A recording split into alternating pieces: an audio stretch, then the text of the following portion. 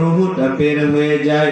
Doctor Arthur যে বলে, আমার গবেষণা, মানুষের রুহু বের হইলে মানুষ আর জীবিত থাকে না, মানুষের রুহু বের হইলে মানুষ আর ব্যস্ত থাকে না, মানুষের রুহু বের হইলে মানুষ একদম মরে যায়, মানুষের সব ব্যস্ততা শেষ, মানুষের সব প্রয়োজন শেষ।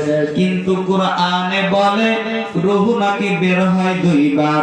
আল্লাহ বলেন, আমি আল্লাহ ঘুমের সময় রুহু বের করে নেই, এর জন্যই তো ঘুমের সময় দোয়া পড়তে হয়, আল্লাহুম্মা বিইসমিকা আমুতু ওয়া আহইয়া। ও দয়ার আল্লাহ, আমি তোমার নামে এখন মরলাম, আমি তোমার নামে মৃত্যুবরণ করলাম, আবার তোমার নামে জীবিত হব। এই আয়াতের মধ্যে আল্লাহ বলেন, আল্লাহ যে রুহুটা নিয়ে নেয় ঘুমের সময়, আবার আল্লাহ তাআলা রুহুটা ফিরাইয়া দেয়। যাদেরকে রুহু দেয় তারা জীবিত হয়ে যায়, আর আল্লাহ যদি ঘুমের সময় রুহু না দেয় ওই মানুষটা মৃত্যু হয়ে যায়। এই আল্লাহর বান্দা মুসলমান নবীর উম্মত, আল্লাহ তাআলা ঘুমের পরে আল্লাহর নবী এই জন্য দোয়া পড়ছে, আলহামদুলিল্লাহ আলহামদুলিল্লাহ। আল্লাহর নবী দোয়া পড়ে, আল্লাহ আপনার নামে মৃত্যুবরণ করেছিলাম, আবার আপনার নামে জীবিত হইলাম। বলেন সুবহানাল্লাহ। আলহামদুলিল্লাহিল্লাযী আহইয়ানা বা'দা মা আমাতানা ওয়া ইলাইহিন নুশুর। এরে আল্লাহর বান্দা, ওই ডাক্তার বলতেছে মানুষের রূহ বের হইলে আর মানুষ জীবিত থাকে না, কিন্তু কোরআন বলে মানুষের রূহ ঘুমের সময় বের হয়ে যায়। এই তো বলতেছে কোরআনের ভুল পেয়ে গেছি, কোরআনের ভুল পেয়ে গেছি, কোরআনের একটা ভুল পাইলাম না, না আমি আগে ঘোষণা দেব না। ডক্টর আর্থার যে তার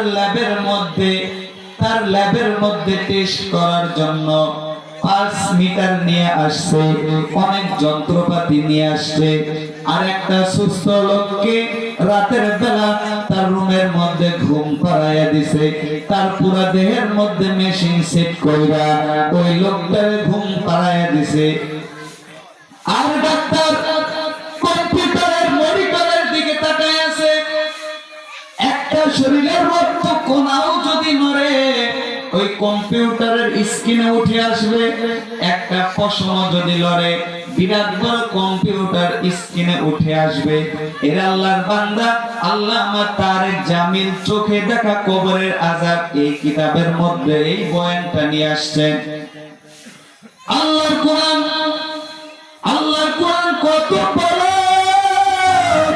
আল্লাহর কোরআনের মর্যাদা কেমন, কোরআনের সঙ্গে যারাই লাগবে তাদের দাম বেড়ে যাবে কেমন। ডক্টর আর্থার যে মেশিন লাগায়া, সমস্ত মেশিন লাগায়া চুপ করে দাঁড়ায় আছে, কম্পিউটারের স্ক্রিনের দিকে তাকায় আছে।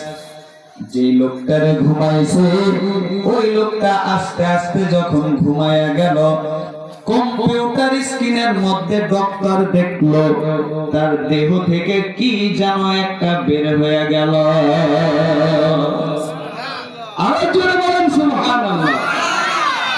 কি আপনারা সুবহানাল্লাহ বলতে ভয় পান? একবার বলেন তো সুবহানাল্লাহ। কি সুন্দর বললেন, এই যে আরেকটু আওয়াজ হবে। একবার সুবহানাল্লাহ বললে আল্লাহ 100টা নেকি দেয়। এই আওয়াজ তো হলো না, 100টা গুনাহ মাফ করে দেয়। আওয়াজ আর একটু 100 গুণ মর্যাদা বাড়ায় দেয়। আওয়াজ মুনাসার একটু হবে গো। একবার সুবহানাল্লাহ বললে আল্লাহ তাআলা ওই বান্দার জন্য জান্নাতে একটা গাছ লাগায় দেয়। আওয়াজ মুনাসার একটু হবে। ওই গাছ এত বড়, ওই গাছের নিচ দিয়ে যদি একটা ঘোড়া 500 বছর দৌড়ায় ওই গাছের ছায়া শেষ হবে না। আওয়াজ মুনাসার একটু হবে। একবার সুবহানাল্লাহ বললে আল্লাহ আসমান আর জমিনের মধ্যে যত বড় জায়গা নেকি দ্বারা ভরায় দেয়। এইবার গানায় হয়েছে। মুসলমান বন্ধুরা, ডক্টর দেখলেন মানুষের দেহ থেকে কি বের হয়ে গেল। এইবার ডক্টর আর যে তার অন্তরের মধ্যে প্রকম্পিত হয়ে শুরু করল। ডক্টর বলতেছে, আল্লাহ ও দয়ার মালিক, আসলাম কোরআনের ভুল ধরার জন্য, কিন্তু কোরআনের ভুল ধরতে গিয়া আমার জীবনের মধ্যে বড় ভুল। ডক্টর আর্থার সারা রাত মধ্যে কোনো ঘুম হয় না। কি কিতাব কোরআন, কি কিতাব কোরআন, যে কিতাবের মধ্যে কোনো ভুল নাই। ডক্টর আর্থার যে এত বড় বিজ্ঞানী, এত বড় একজন ডক্টর, পরের দিন সকাল বেলা সংবাদ সম্মেলন করে বলতেছে, ও আমার দুনিয়ার লোকেরা, তোমরা সবাই, আমি আর খ্রিস্টান নাই, আমি কালেমা পড়ে মুসলমান হয়ে গেছি। ডক্টর আর্থার যে বলতেছে আজকে মুসলমানরা অধঃপতনে তার একটাই কারণ।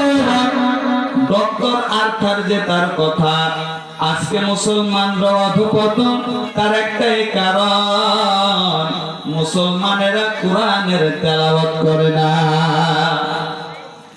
মুসলমানেরা কোরআনের তেলাওয়াত করে না। এই কোরআনের মধ্যে কি আছে মুসলমানদের খোঁজ খবর নেয় না। এই